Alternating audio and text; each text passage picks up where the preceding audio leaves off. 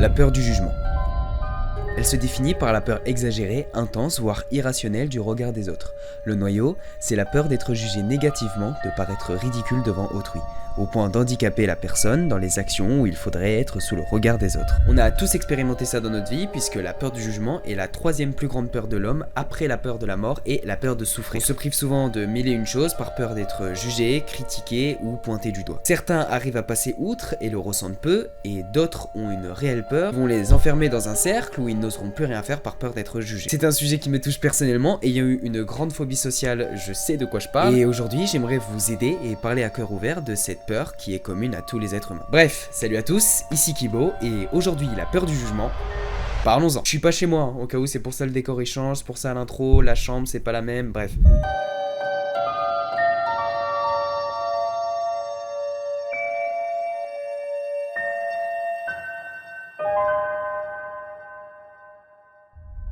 Je n'ai quasiment jamais eu peur du jugement. Ça peut paraître contradictoire avec ce que je viens de dire juste avant. Mais j'ai eu cette peur du jugement que très tard, parce que pour ceux qui ont vu ma vidéo sur la solitude, vous savez que de 1, je prenais pas forcément soin de mon apparence, témoignent ces photos notamment, mais surtout je me suis lancé très tôt sur YouTube, j'avais à peine 8 ans, et je me suis pris des commentaires dans la gueule très violent, terrible et très vite, donc ça m'a forcé à apprendre à gérer tout ça. Sauf que vous le savez également si vous avez vu ma vidéo sur la solitude, il y a un moment donné où je me suis mis à prendre un petit peu plus soin de moi, et c'est là que j'ai commencé à avoir cette peur, parce que j'ai commencé à me poser des questions sur qu'est-ce que les gens pensent de moi. Ça a commencé il y a 4 ans à peu près, et c'est là que ça s'est vraiment compliqué. J'avais vraiment beaucoup de mal à sortir, à faire ce que je voulais, à parler avec les autres, parce que comme je l'ai dit sur ma vidéo solitude, j'ai pas énormément d'amis liés au fait que je vais plus en cours, donc forcément quand je croisais quelqu'un, il fallait absolument que cette personne m'apprécie, ce qui est absolument pas possible, hein. Tu peux pas faire en sorte que chaque personne t'apprécie, j'en parlerai plus tard dans la vidéo, mais bon voilà. Et même encore aujourd'hui, j'ai peur du regard des autres, notamment sur mon corps, que je trouve pas encore assez bien pour moi, mais de manière globale, je dirais que j'ai plus ou moins réglé le problème. J'ai une grande aisance en public, j'ai pas spécialement peur de la critique, ni de l'échec, etc. Bref, vous avez compris. Et comment j'ai réussi à ne plus avoir peur de tout ça? Pourquoi on a peur du regard des autres? Eh bien, je vais vous expliquer ça tout de suite. La peur du jugement des autres est une phobie sociale qui est souvent associée à la blémophobie. Elle trouve essentiellement son origine dans le manque de confiance en soi et se nourrit de la peur de l'échec, peur du conflit, peur du ridicule, peur de ne pas être aimé, et bien d'autres. Mais alors, pourquoi on ressent ça? Il y a plusieurs raisons, hein, le manque de confiance en fait partie, mais il n'y a pas que ça, évidemment. En fait, vous savez, on a tous un instinct qui nous prévient de s'il y a un danger ou pas. Si vous voyez un mec bourré à 4h du mat avec un couteau, normalement, votre cerveau va vous dire de pas y aller. Pour des raisons évidentes, bien là, c'est exactement ce qui va se passer. Votre cerveau va vous prévenir d'un danger, sauf qu'il n'existe pas, et la peur que vous ressentez est réelle. Ça marche de la même façon que toutes les autres peurs, et c'est pour ça que c'est pas si facile de s'améliorer sur ce point. Cette phobie est assez dure à gérer et elle est surtout très destructrice parce que ça va nous bloquer à faire des choses, lancer des projets, parler à certaines personnes par peur d'être jugé. Une autre cause à pourquoi on ressent cette peur pourrait être héréditaire. Les gens naîtraient avec une prédisposition biologique à développer dans leur vie de l'anxiété ou certaines peurs, dont la peur du jugement. Et ouais les gars, malheureusement certaines personnes naissent comme ça.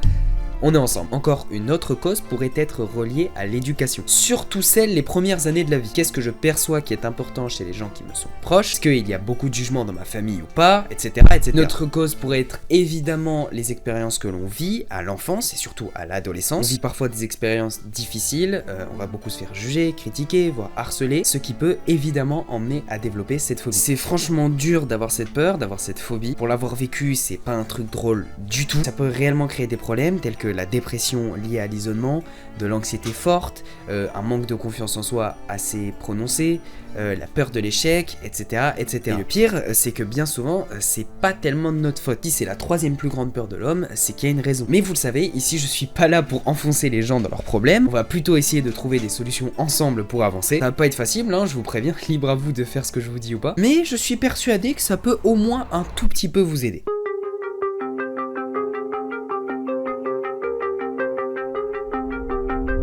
La peur de l'échec, la peur du jugement, tout ça, c'est des problèmes qui sont très très chiant dans la vie, et encore plus quand on veut lancer des projets ou des choses comme ça. Mais d'abord, avant d'en parler, j'aimerais ouvrir une parenthèse. Je ne suis pas médecin. Je sais que j'ai tendance à le dire sur toutes mes vidéos, mais ce genre de peurs peuvent être liées à des traumatismes et des problèmes beaucoup plus profonds que je ne peux malheureusement pas régler à travers mon écran. Alors, je vais essayer de vous donner les conseils personnels qui m'ont aidé à traverser ça, mais si vous en souffrez trop, allez voir des professionnels. Bon, il y a pas mal de choses que tu peux faire ou te dire pour réussir à te sortir de tout ça. Comme on l'a dit, je pense que la peur de l'échec, la peur du jugement, etc. vient bien souvent du manque de confiance en soi. Tu as peut-être vécu des événements qui font que à l'heure actuelle, tu aies ce problème et c'est plutôt compliqué. Tu vas constamment chercher l'approbation des autres et tu veux consciemment ou non que tout le monde t'aime. Tu vas te dire constamment, oh là là, mais si je fais ça, lui il va penser ça, si je lance tel projet et que j'échoue, je vais passer pour un bon à rien, etc. etc. Et à ça, je te répondrai un truc qui va peut-être être un petit peu violent. Et sérieusement, sans blaguer, je te regarde droit dans les yeux, tout le monde s'en bat les couilles de toi. Voilà, c'est dit de manière un peu violente, mais laisse-moi m'expliquer. Les gens sont bien trop occupés à penser à eux pour te calculer. Je peux te l'assurer, même si jamais tu te mets à hurler et à te rouler par terre dans le tram ou dans le métro, les gens t'oublieront d'ici 1 heure. Et si c'est pas le cas, ils t'oublieront d'ici 1 semaine. Et honnêtement, au vu de tout ce qui se passe dans leur vie, même s'ils te recroisent, ils ne te reconnaîtront certainement pas. Tu veux une preuve ?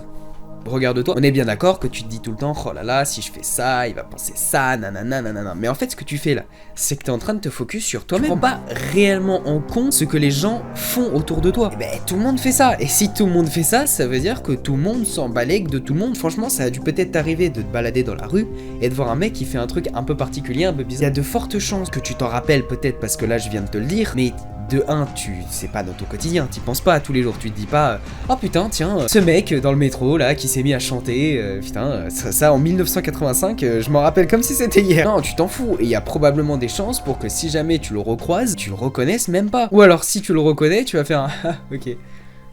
Fin. Eh bien, c'est pareil avec toi. Les gens sont concentrés sur leur vie, pas sur la tienne. Je suis sûr que tu as déjà dû passer cette situation où tu passes 1 heure à te repasser une mèche de cheveux pour être sûr que c'est machin, mais toi, honnêtement, quand t'es en face des gens, est-ce que tu regardes toutes leurs mèches une par une pour savoir s'ils sont bien coiffés ou non? Non, c'est exactement pareil pour toi. Alors évidemment, c'est pas si facile que ça de se dire juste ouais, vas-y, j'en ai rien à foutre et je vais essayer de te donner des conseils après pour pouvoir passer outre cette peur. Mais rappelle-toi toujours de ceci, il y a une étude qui a prouvé que le nombre de personnes qu'on pense qui nous observent est 5 fois plus élevé que la réalité. Ça veut dire que si t'as une tâche, tu vas penser que 10 personnes l'ont remarqué, alors qu'en réalité, il y en a que 2. Ça, c'est ce qu'on appelle l'effet projecteur ou l'effet spotlight. Je vais te dire autre chose, tout le monde a sa propre perception du monde et ils peuvent se tromper. Dites-vous, il y a des gens qui aiment pas spécialement Michael Jackson. Star mondial de la pop, sans doute l'artiste le plus connu au monde, et donc lui ne fait pas l'unanimité, et toi tu veux que tout le monde t'aime, c'est impossible. La preuve, même toi il y a des personnes que t'aimes pas, parce que tu peux pas plaire à tout le monde. Il y a forcément des gens avec qui ça ne passera pas, parce que t'auras pas les mêmes mentalités, les mêmes centres d'intérêt, etc., etc. Ça ne fait pas pour autant de cette personne une merde ou une personne gênante. Encore une fois, c'est pareil pour toi. Oui, les gens jugent, parce que notre cerveau est fait comme ça, on juge en permanence, même toi tu juges, mais ça veut pas pour autant dire qu'on est obligé de leur accorder de l'importance. C'est pareil pour la peur de la critique. Accepte ce que les autres pensent de toi, ça ne te définit pas. Les insultes sont blessantes que lorsqu'elles sont vraies. Par exemple, si je te dis ta mère la pute. Bon là si tu t'es senti blessé, force à toi cousin. Je veux dire, tu sais bien que ta mère c'est pas une pute. Alors pourquoi tu y accordes de l'importance? Surtout venant d'un inconnu. Prends l'exemple de ta mère la pute, mais si je te disais que t'es une mère, oh t'es gênant. Tu sais bien toi que t'es pas gênant. Alors qu'est-ce que t'en as à foutre? Je vais te dire un autre truc, imaginons que tu lances ta chaîne YouTube et tu reçois des critiques, pas constructives hein, évidemment, parce que les critiques constructives c'est toujours important et il faut savoir accepter la critique. Et si cette personne vient te critiquer de manière gratuite et absolument pas constructive, c'est que cette personne n'a pas grand chose à faire dans sa vie. Parce que oui, quand t'as des choses, quand t'as des projets, que tu fais plein de choses dans ta vie, t'as pas forcément le temps d'aller critiquer les autres, ou alors tu le gardes pour toi. Alors tu vas réellement écouter cette personne ou avancer? Après il y a la peur du jugement familial, mais ça c'est autre chose. Normalement si t'as une bonne famille, ils devraient pas te juger, et si c'est le cas, dis-toi que tu pourras un jour t'éloigner de cette famille. C'est pas parce que c'est des membres justement de ta famille que tu es obligé de rester en bon terme avec s'ils sont toxiques pour toi. Et enfin j'aimerais vous parler d'un dernier truc avant de vous donner les étapes nécessaires pour pouvoir réussir à faire tout ça. Pour ceux qui ont déjà vu ma dernière vidéo, je vais vous parler de la fameuse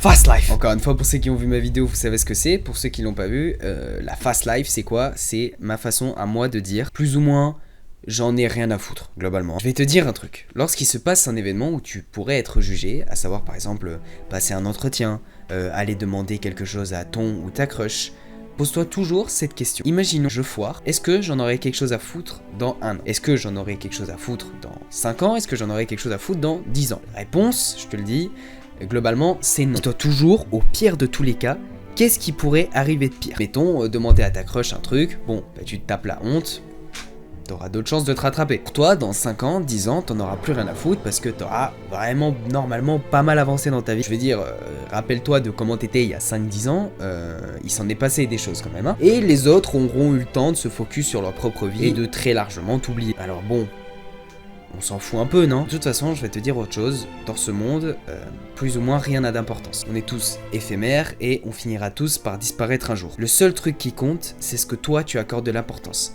Tes amis, ta famille, tes projets, ce que tu aimes faire, etc., etc. Fais en sorte que le reste ne rentre pas en considération. Et comme l'a si bien dit Bojack dans la série BoJack Horseman, que l'on soit un cheval, un chat, un homme, voire même un lézard, nos vies ne sont que de furtifs éclairs dans cet univers vieux de plusieurs milliards d'années.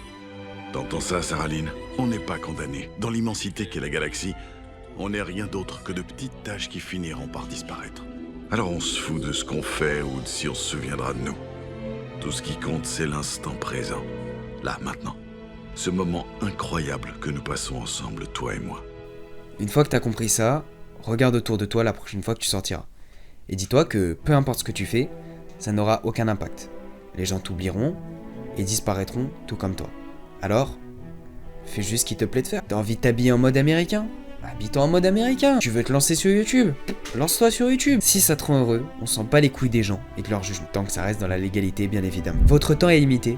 Ne le gâchez pas en menant une vie qui n'est pas la vôtre. Mais alors c'est bien mignon, mais maintenant que vous avez compris tout ça, comment faire pour l'appliquer en pratique? Parce que, encore une fois, c'est une phobie, et donc ce n'est pas si facile que ça, mais je vais essayer de vous donner des étapes pour pouvoir vous extirper de cette peur. Mais encore une fois, je ne suis pas médecin, et le mieux c'est d'aller voir un professionnel.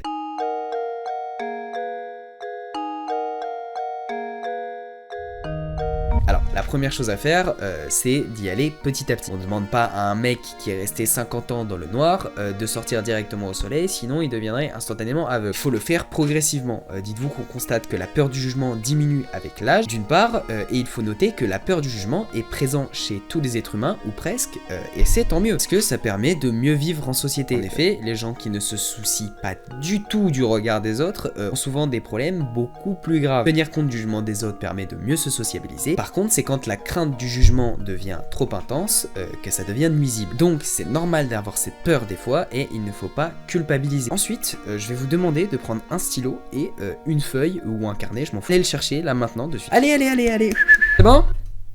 Apparemment mon filtre anti-pop est pas d'accord. Non, tu l'as? Car maintenant, tu vas écrire, tu vas prendre des notes sur ce que tu penses de toi-même. Par exemple, bon, si je me sens mal à l'intérieur de moi, les gens vont le remarquer et vont me trouver inadéquat, incompétent ou inintéressant. C'est un exemple, vous pouvez écrire ce que vous voulez. Il est très important de noter ça quelque part et de les enregistrer dans ta tête pour qu'on puisse après travailler sur ces points à améliorer. La seconde étape, et ça va être la plus désagréable malheureusement, c'est d'affronter sa peur. Plus je l'évite, ce qui est une réaction normale de l'être humain, hein, on a tendance à se sauver de ce qui nous fait peur, plus ma peur va augmenter. C'est ce qui s'appelle reculer pour mieux sauter, parce que dans tous les cas, au bout d'un moment, tu vas être obligé de l'affronter cette peur. Si tu veux t'en débarrasser un jour, il va falloir que tu affrontes la situation. Bien évidemment, comme je l'ai dit, de façon progressive, hein, je te conseille pas de commencer directement avec une conférence devant 500 000 personnes, parce que ça va juste te faire peur et certainement te décourager. Vous pouvez commencer par des trucs très simples, juste dire bonjour à un mec que vous connaissez pas. Essayez de lancer une discussion avec un inconnu, habillez-vous de manière un peu plus osée, etc., etc. Vous allez peut-être pas y arriver du premier coup, et c'est pas grave si c'est pas du premier coup, ce sera peut-être au 12e. Franchement, on s'en fout. On est 8 milliards sur cette planète. Tu crois vraiment que les 8 milliards en ont quelque chose à foutre de toi? Vois le monde comme une salle de test géante. C'est rare que les scientifiques arrivent à trouver la solution du premier coup. Là, c'est pareil. Essaye des choses.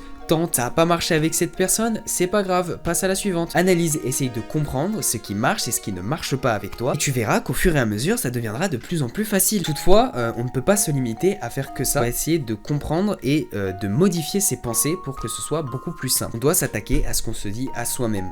Je vous dis pas de modifier votre façon de penser, juste de se questionner sur le discours intérieur que l'on tient. Est-ce que c'est vrai? Est-ce que mes pensées sont fondées sur des faits? Par exemple, si je me dis, les autres vont remarquer que je tremble tremble lorsque je suis nerveux, il faut que je fasse suivre cette affirmation de cette question. Est-ce que c'est vrai? Est-ce que quelqu'un m'a déjà fait remarquer que je tremblais quand je m'exprimais? Probablement que non. Donc on réalise que nos pensées ne sont pas basées sur des faits. On va passer la majorité de notre temps à essayer de régler ou à anticiper des problèmes qui ne sont même pas arrivés et qui dans la majorité des cas n'arriveront pas. Notre pire ennemi en fait c'est pas la situation, c'est notre imagination. Et c'est à ce moment-là qu'on modifie notre façon de penser. Je vais changer ma pensée de les autres vont se rendre compte de mon tremblement à oui, peut-être que je tremble, mais les autres ne s'en rendent pas compte. La deuxième question à se poser, c'est si effectivement les gens se rendent compte du fait que je tremble, est-ce que la personne va réellement penser des choses négatives sur moi? Est-ce qu'elle va réellement penser que je suis une personne émotive, faible et qui ne sait pas contrôler ses émotions? Non, évidemment que non, ou alors si c'est le cas, c'est pas une personne à fréquenter. Et si jamais ça vient d'un inconnu,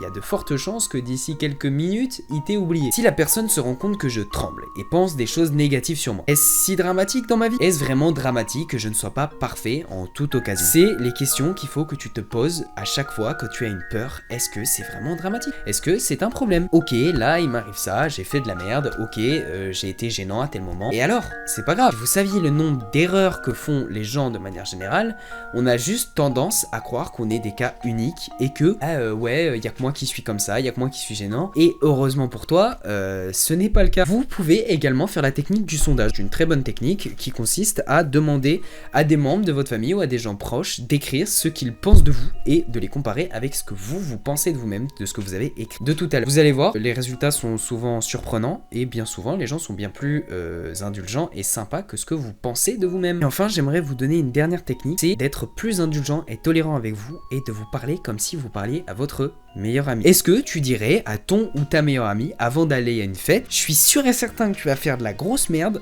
tu vas mal te conduire, tu vas faire plein d'erreurs et tout le monde va se foutre de ta gueule.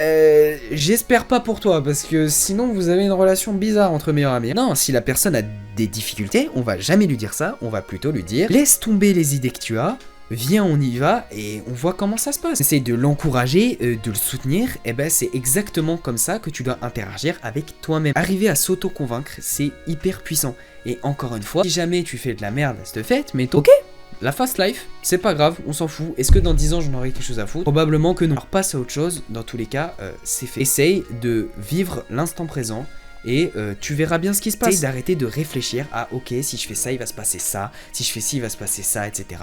Vis le moment et tu verras bien. Je sais que c'est pas facile, que quand on a peur comme ça, on va avoir des brûlures d'estomac, l'impression de pas y arriver.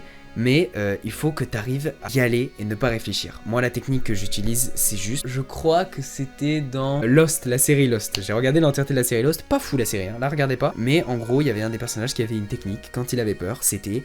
Il se mettait à compter jusqu'à 5. Et à la fin du compte à rebours, peu importe ce qui se passait, il était obligé de passer à l'action. C'est la même chose. Dès que tu te dis, ok, j'ai peur de faire ça, j'ai machin et tout, compte jusqu'à 5.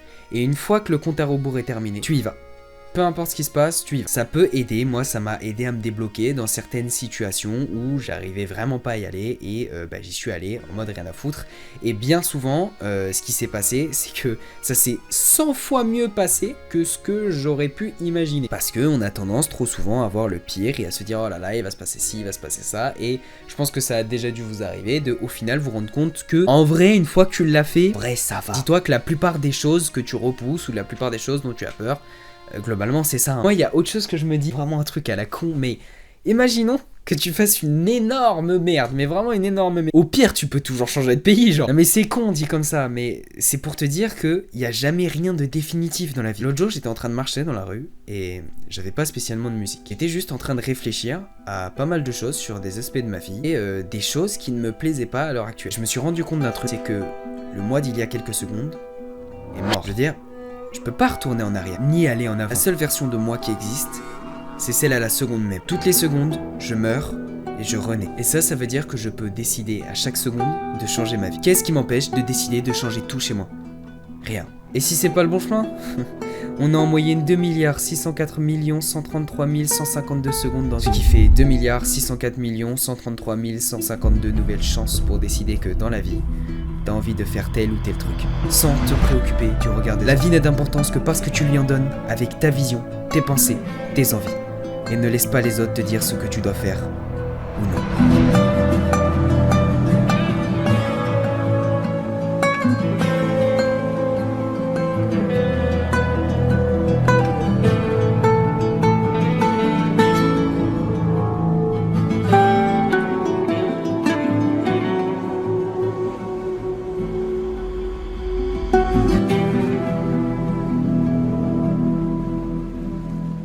Ça y est les frères, j'ai publié ma première photo sur Instagram depuis ma phobie sociale.